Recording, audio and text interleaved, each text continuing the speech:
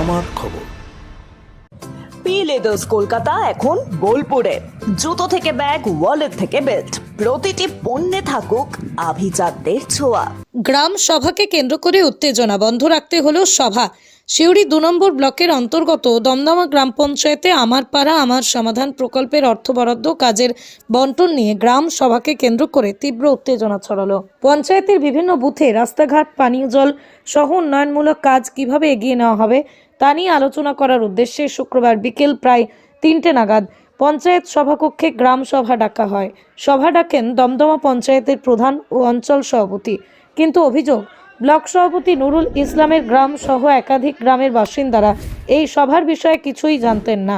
সভার খবর না পাওয়ায় ক্ষুব্ধ গ্রামবাসীরা সভা চলাকালীন পঞ্চায়েত ভবনে পৌঁছে প্রধান ও অঞ্চল সভাপতিকে ঘিরে বিক্ষোভ শুরু করেন। ফলে হইচই ও তর্কাতর্কি চলে।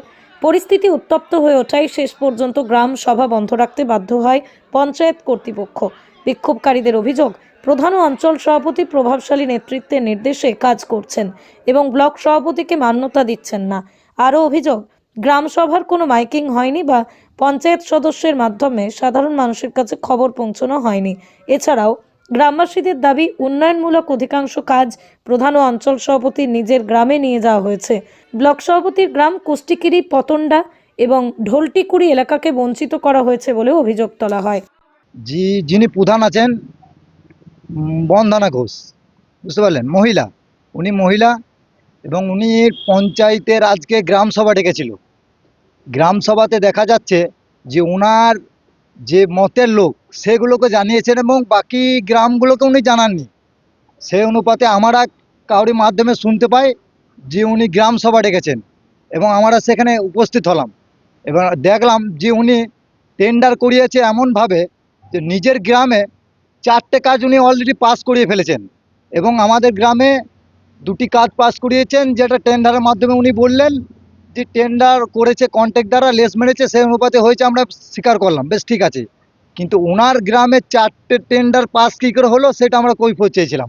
এবং পটন্ডা গ্রাম সংসদ থেকে কিছু লোক এসছিল, তারা বিগত 2.5 বছর নাগাদ তারা লালা সংস্কারে কাজ করেছে এবং তারা টাকা পায়নি, এখন অবধি তাদের অ্যাকাউন্টে টাকা ঢোকেনি। সেই অনুপাতে প্রধানকে তারা জিজ্ঞাসাবাদ করলো যে টাকা আমরা কেন পেলাম না, এবং আমরা সকলে মিলে ওনাকে ধরলাম, ধরে বিষয়গুলো জানতে চাইলাম এবং উনি যেটা বলতে পারলেন না, ওনার রয়েছে।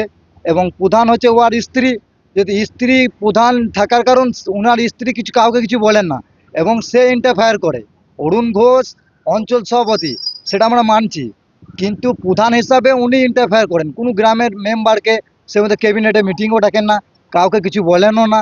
সেই অনুপাতে আমরা ব্লক সভাপতির কাছে এসেছিলাম, তিনার নামে অভিযোগ জানালাম। ওনার হয়তো কোনো প্রভাবশালী নেতা আছে যার পেছনে ও লাফাচ্ছে, কিন্তু ও জানে না যে প্রভাবশালী নেতা থাকলে জনগণ যদি তার সাথে না থাকে তাহলে সে পঞ্চায়েত চালাতে পারবে না, এটা ওনার বোঝা উচিত। মোট কথা, আমরা এটা বিষয়টা নিয়ে ব্লক সভাপতিকে অভিযোগ জানালাম। ইতিমধ্যে আপনারা উপস্থিত হলেন। ব্লক সভাপতি আমাদেরকে আশ্বাস করলো যে বিষয়টা আমি দেখছি। আমার সঙ্গে কোনো গন্ডগোল হয় না, আমার হাজবেন্ড অঞ্চল সভাপতি, ওনার সঙ্গে হয়েছে। আমি কিছু এসব সম্পর্কে কিছু জানি না বলি না, তবে ওনারা প্রথম থেকে এসে বলছে যে মাইকিং করা হয়, মাইকিং করতে হবে, কিন্তু মাইকিং করবো বলে আমরা সেটা মনস্থ কিছু করি নাই। বা ওরা বারবার বলছে যে মাঝির গ্রাম আমার বাড়ি, মাঝির গ্রামে মাইকিং হয়েছে, কিন্তু মাঝির গ্রামে মাইকিং হয় না, এটা মিথ্যা কথা। তারপর যে যা বলে 5টা 5 মুখে কথা বেরোয়, অনেক কিছু বললো, অনেকে অনেক কিছু বললো, এই মারবো, এই ট্যাঙ্ক ভেঙে দেবো, নামিয়ে নিয়ে আয় আমার হাজবেন্ডের জন্য। সেই জন্যই আমি একটু দুঃখিত হলাম যে উনি একটা ভাল মানুষ, ভদ্র লোক, ও অত শত মানে এটা থাকে না, কি বুঝে না, বুঝতে পারলো তো। অনেকদিন থেকে রাজনীতি করছে, আজ 52-53 বছর রাজনীতিও চলবে, হ্যাঁ, কিন্তু একটা অভিজ্ঞ বা রাজনীতি বিচক্ষণ মানুষ নিয়ে এরকম ভাষাগুলো, যে ওদের হেড হয়ে এসেছে তাকে আগে তাদের পরামর্শ নিয়ে বুঝিয়ে বলতে হতো যে এখানকে এসেছে, সেটা বলছি যে কথাগুলো ঠিকঠাক মতো করে বলবি, বুঝিয়ে বলবি।